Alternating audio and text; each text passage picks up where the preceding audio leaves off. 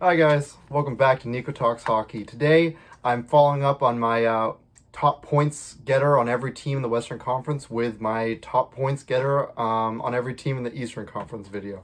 So I'm just completing that little mini series here because the season's almost here, right?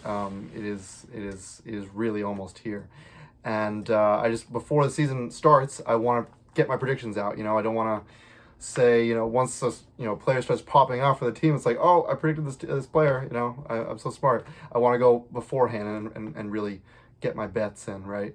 So, yeah, I already did the Western Conference. Let's do the Eastern Conference now. We're going to go in alphabetical order here. For every player I say, I'm going to give a little kind of rough estimate of how many points I think they're going to get this season and, yeah, explain, each pick a little bit. So without further ado, let's start with the Boston Bruins.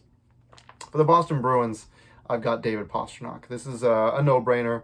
I have him going for 102 points. Now, I don't believe the Boston Bruins will do that well this season. Don't believe playoffs is in their future, for this season at least. But Pastrnak is a top 10 player in the entire league for a reason. He doesn't have to have great line mates to be the way he is. It is just so impressive what he does year in, year out. He's so consistent. And, to be one of the best players in the league, to be like top 10, you have to prove that you can do it, without the help as well. And he does prove that. So, yeah, it's just, I'm impressed by David Pastrnak in so many ways. And I think that he will, do his absolute best by being the top points getter, do his absolute best to get Boston back to playoffs. We'll see. Moving on to the Buffalo Sabres. This is Tage Thompson. I got Tage Thompson being the number one points getter. I have him going for 88 points, just under 90 points, above a point per game.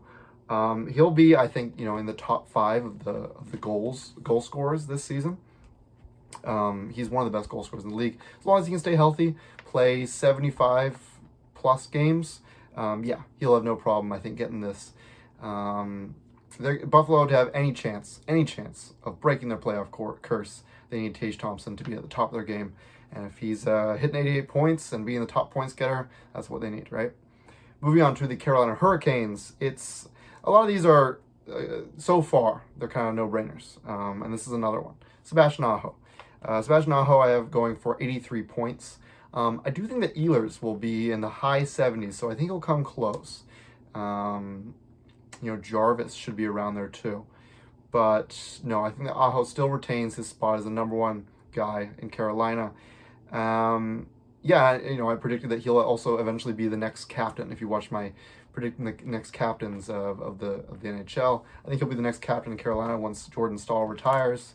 And he'll prove once again that he is the number one guy in Carolina. Moving on to the Columbus Blue Jackets, a big breakout year, just like I predicted Leo Carlsson to have his breakout year. I think that the same year, same season, it comes for Adam Fantilli. I have Adam Fantilli having a crazy year, going for 82 points, a point per game. Yeah, it's going to be a crazy season, I think, for Fantilli. 82 points, like I said, and I think he will lead the charge in getting Columbus back to the playoffs. So very impressive stuff if that's what Fantilli can get in Columbus this season.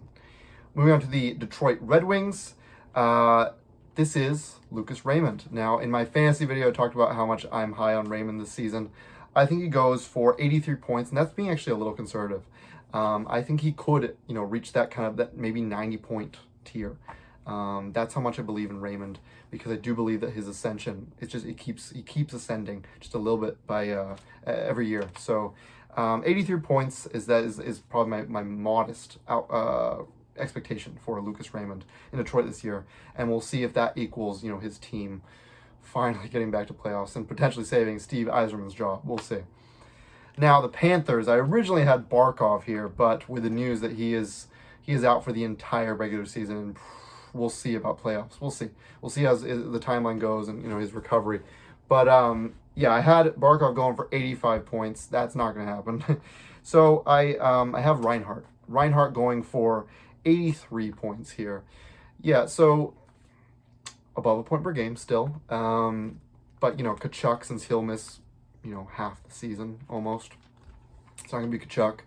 Verhaeghe, I do expect a big bounce back season from him. I actually picked him up in fantasy because I do expect, big things from Verhaeghe this season. But it's not going to be him. It's not going to be Sam Bennett, even though he'll likely be the number one center.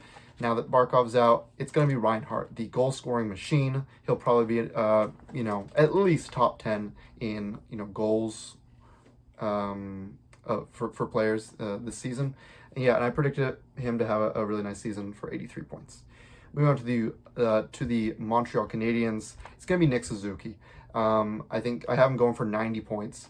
I forget exactly how much he had last season, but he broke out. I mean, he was already a really good player, but he elevated his game like crazy this past season. I think he replicates it, if not, passes it in how good it is. So 90 points, I think, is going to be crazy. And I think that the Canadiens, because of Suzuki, leading the charge there, but also with Cole Caulfield and Slavkovsky and Demidov having probably a Calder-winning season, it's gonna result in Montreal having a great season, likely a top 3 finish in the Atlantic Division. And then moving here to the halfway mark here, the New Jersey Devils, I've got Jack Hughes going God mode. I think that he has a fully healthy season, and I think he leads the team in points. I think he goes for 111 points, 111. I think he goes crazy, and I think it results in the Devils being the number 1 team in the Metro Division, being one of the top teams in the Eastern Conference. So Jack Hughes shows that he's the number 1 center in Devils, in New Jersey, and just showing everyone, just kind of shutting up any of the last, bit of doubters or haters that he is absolutely one of the best players in the league today. Moving on, we're past the halfway mark here. We've got the New York Islanders. Islanders, not a team that is known for offensive production. I don't think that changes this season. But I still think it's going to be Matt Barzal leading the charge there on the Isle. I have him going for 75 points, so, below a point per game. Islanders, I think, are going to be pretty dreadful this season. So their top points getter getting below a point per game is probably to be expected, especially with the news that, Barzal's probably dealing with an injury, and I don't know how long he'll deal with this injury. It might be, for the rest of his career. So that's really unfortunate. But so I think that leads, that kind of factors into why, along with him not having the best of line mates, he'll still be the top points getter in New York. But yeah, it won't be for, crazy amounts. Moving on to the New York Rangers, the other New York team. This one was interesting. There was a lot of options, like will Zibanejad bounce back full time? Is it going to be Panarin? I do not have Panarin. For the top points getter for the New York Rangers, I have JT Miller going for 95 points. A lot of point projections right now have JT Miller going around a point per game, 80, 85 points. I have him going 10 above that. I have him going for 95 points, almost hitting the 100-point mark. He's hit that before. I think that he has a crazy season in New York. I think that New York as a whole has a crazy season. Top 2 is what I'm predicting in the Metro Division as their finish. So yeah, 95 points. I think Miller will be the top points getter and the best player for best player is a stretch, but maybe the top points getter, right? They still got Igor Shesterkin there, and if Fox is having the bounce back season I'm predicting for him, that's also up for debate. But points getter, I think, goes to JT Miller. Moving on to the Ottawa Senators, I've got Tim Stützle. Very upset that I was not able to grab him in fantasy hockey this season because I think he goes for 90 points. He breaks that a point per game. I think he's already broken that before, but he's very fluctuating, right? His point totals and his specifically his goal totals are very fluctuant. I think he pots at least 30 this season. We'll see how much above that. But I could see him go for 40. 40 goals, 50 assists kind of season. But yeah, Senators, I've already said how much I believe in them this season. I think that Ullmark will have maybe a Vezina caliber season. I think Sanderson will have an awesome season, potentially getting some Norris votes. And then you've got Timmy Stu as your number 1 center. And if he gets 90 points, the Senators are looking rock solid. Moving on here, we've got 5 teams left. We're at the Philadelphia Flyers. It's Travis connecting. I don't think that Michkov is going to be the number 1 points getter as yet. I don't think that. I think he'll have a great season. I'm predicting around 75 to 80 points for Michkov, but I think Konechny goes for 90 points. I think that, I still think it's Konechny's team, so to speak.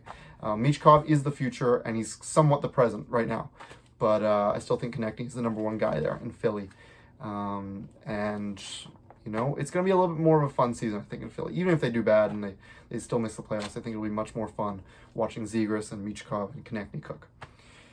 Moving on to the Pittsburgh Penguins, this will not be a fun season, but if my prediction rings true, the Pittsburgh fans will still see Sidney Crosby being the number one points getter in Pittsburgh.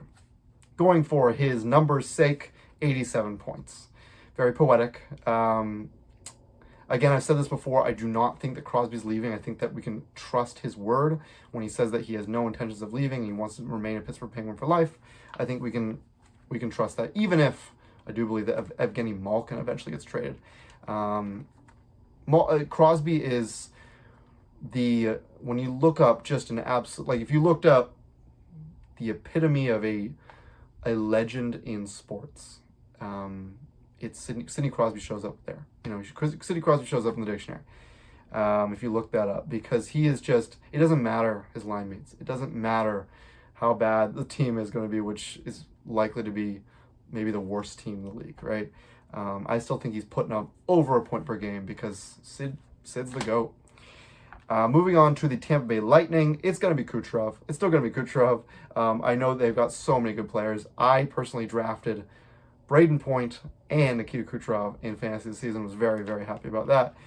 You got Jake Gensel, who was probably going to be around a point per game, but Kucherov's the guy. He's still in his prime. He's a little bit older now. He's 32, but no, he's still in his prime. And I say he goes for 125 points, which, if you've been keeping track at home, I do believe that he'll win the Art Ross Trophy again as the number one points getter. I think 125 will be the most that gets hit this season. So yeah, Kucherov's still a legend, and he'll be trying very hard to get the Lightning back to their former glory. We'll see what happens there for Tampa Bay this season. Last two teams, we've got the Toronto Maple Leafs. Toronto Maple Leafs, it's still going to be Auston Matthews. Matthews, I don't think hits 100 points this season. I don't think he hits 70 goals or even, maybe he gets to 60 goals. I think he gets 50-something. But I think he goes for 98 points. 98 points, just below 100. Seems about right for Auston Matthews. He lost Mitch Marner, right? But he's got Matthew Knies, who's blossoming into an absolute star right before our eyes. So yeah, it's going to give you tons of points for Matthews. You just got to stay healthy, right? And then lastly, our last team, not only for the Eastern Conference, but the entire league, for all, predicting all these top points getters in every team in the league for the 25-26 NHL season, I have for the Washington Capitals, Dylan Strome going for 74 points. Now, some people have him going about a point per game. I am predicting a bit of a regression for the Washington Capitals this season, so I think he is under a point per game, 70-ish points. I have him going for 74. But, they got Dylan Strome for nothing. They didn't have to trade for him. They just picked him up in free agency. So, and now he's the number one center. So, good for Washington. And I wish Dylan Strome the best, as a former Blackhawk. And I was able to meet him one time. He signed my jersey. So that was really cool. And he's a great guy. So, yeah, Dylan Strome, number one points getter in Washington. And that concludes this video going over who I think will be the top points getter on every team in the Eastern Conference for the upcoming NHL season. Thank you so much for watching. If you really like the video, please consider liking and subscribing to the channel. It would really mean the world to me. I will see you guys in the next video.